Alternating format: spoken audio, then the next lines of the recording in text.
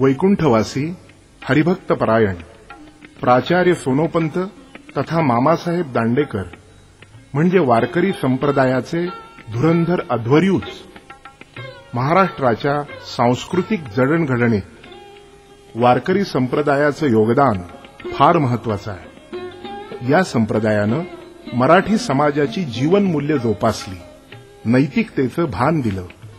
ज्ञानेश्वरी, एकनाथी भागवत आणि तुकाराम गाथा या प्रस्थानत्रयीतून महाराष्ट्रातील समाजाला नैतिकतेचं अधिष्ठान लाभलं।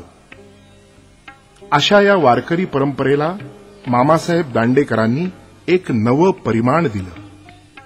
काया वाचा मने सर्वस्व अर्पून मामांनी आपलं अवघं जीवन थोर संत साहित्याचं मर्म समाजापर्यंत पोहोचवण्यासाठी व्यतीत केलं।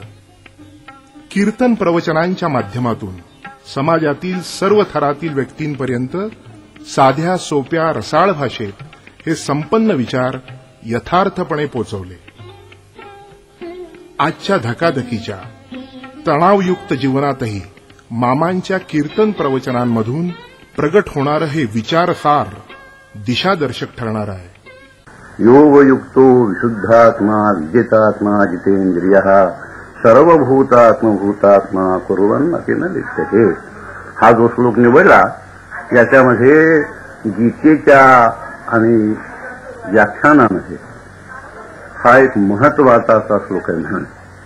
आणि ज्ञानेश्वरांची जी व्याख्यानाची पद्धती आहे त्या पद्धतीचा विचार करू लागला असतानाही आपल्याला ज्ञानेश्वरांचं कौशल्य, त्यांची मांडण्याची पद्धत ही या श्लोकाचा सुद्धा विचार केला असताना आपल्याला कळून येण्याची आहे।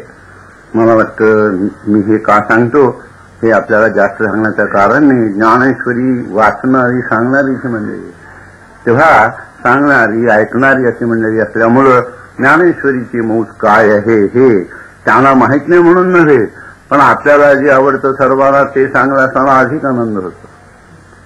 ज्ञानेश्वर महाराजांची गोळी आहे, ते म्हणतात की तुकोबाराचा अभंग सांगतो, खादलेची खावे वाटी भेटले भेटे आवडी।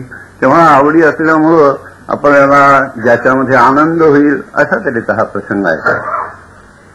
गीता हा काय स्वरूपाचा ग्रंथ आहे हे आपल्यासारख्या विस्तृत सांगण्याचं कारण नाही। मी आपल्याला श्लोकाचा भावार्थ सांगतो आणि नंतर मी जे म्हटलं यात काय महत्व आहे ते आपल्याला सांगेन। या श्लोकाचा शेवट असा आहे, न लिप्यते, लिंपला जात नाही। अहो तसं करीतच नसेल। एक मनुष्य सांगू लागला की मी मुंबईत 22 वर्ष काढली पण नाकात तोंडात समुद्राचं पाणी देऊन गुदमरायचा कधी प्रसंग आला नाही माझ्या।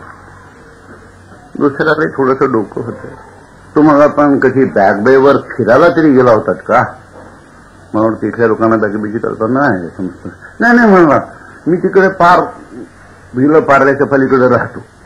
जो समुद्रावर गेलाच नाही त्याच्या नाकात तोंडात पाणी गेलं नाही यात काय आश्चर्य? आश्चर्य त्याच्यात आहे की समुद्रात डुबतोय आणि नाकात तोंडात पाणी गेलं नाही। विचार करण्यासारखी गोष्ट त्याच्यात आहे। दुसरा पाण्यात जातो बुडतोय गावाला, त्यालाही काही किंमत। पाण्यात जातो तरंगतो पण नाकात तोंडात पाणी जात नाही। पावसात उभा आहे आणि अंगावर पाणी पडत नाही याला किंमत आहे। घर सोडलंच नाही त्यात काही महत्व नाही त्याच्यामध्ये। पावसात गेला आणि चिंबून निघाला ओला चिंब होऊन त्यालाही महत्व नाही काही। तसा भगवंताला काही वेगळाच कुर्वन्नपि न लिप्यते, न करोति न लिप्यते काहीच नाही। करोति लिप्यते यालाही किंमत नाही, कुर्वन्नपि न लिप्यते। अर्जुना लिंपण्याजोगा अशा तऱ्हेचा जो काही क्रियेचा भाग आहे तो करतो, पण आश्चर्य आहे न लिप्यते, कुर्वन्नपि न लिप्यते, करून सुद्धा तो लिंपला जात नाही। म्हणजे गुरुजी जोग महाराज एक मोठं उत्कृष्ट दृष्टांत ते। हे कशानं मेले? पटकीनं। हे कशानं मेले? प्लेगानं, हे ब्रह्मज्ञानानं। ब्रह्मज्ञान की रोग आहे की झाल्याबरोबर शरीर पडेल म्हणून असं मुळीच कारण। जीवनमुक्ती ज्याला म्हणतात गीता ते मान्य करते असं आहे। जीवन नपी हो तो जगतो राहतो, गीता तर पुढे सांगणार आहे। पश्चन शृण्वन् स्पृशन जिघ्रन, हो त्याचे का डोळे जातात. त्याला समत्व दिसतं म्हणजे सगळंच ब्रह्म. एक मनुष्य रस्त्यानं चालला होता बरं का, योगाच्या खांद्यावर हात घेऊन. समोरून एक मनुष्य होता. तो म्हणला काय हो, यांना डोळे वेळ दिसतंय, मग सगळं सारखं दिसतंय यांना. म्हणजे असं होत नाही की भिंत दिसत नाही, माणूस दिसत नाही, गाढव दिसत नाही, असं काही आहे. असा त्याचा अर्थच नाही का. हा खरा अर्थ नाही. आपल्या ज्या योग्य क्रिया आहेत, मी म्हणतो ज्ञानी झाला ना असा आला तर मग हा ज्ञान रोगट दिसत असेल, जनावरांच्या पलीकडे जाऊन बसेल सगळे हे ज्ञान. तेव्हा ज्ञान ह्याचा अर्थ असा नव्हेच. मग कुंडली हरी श्री ज्ञान रे विठ्ठल विठ्ठल विठ्ठल विठ्ठल विठ्ठल.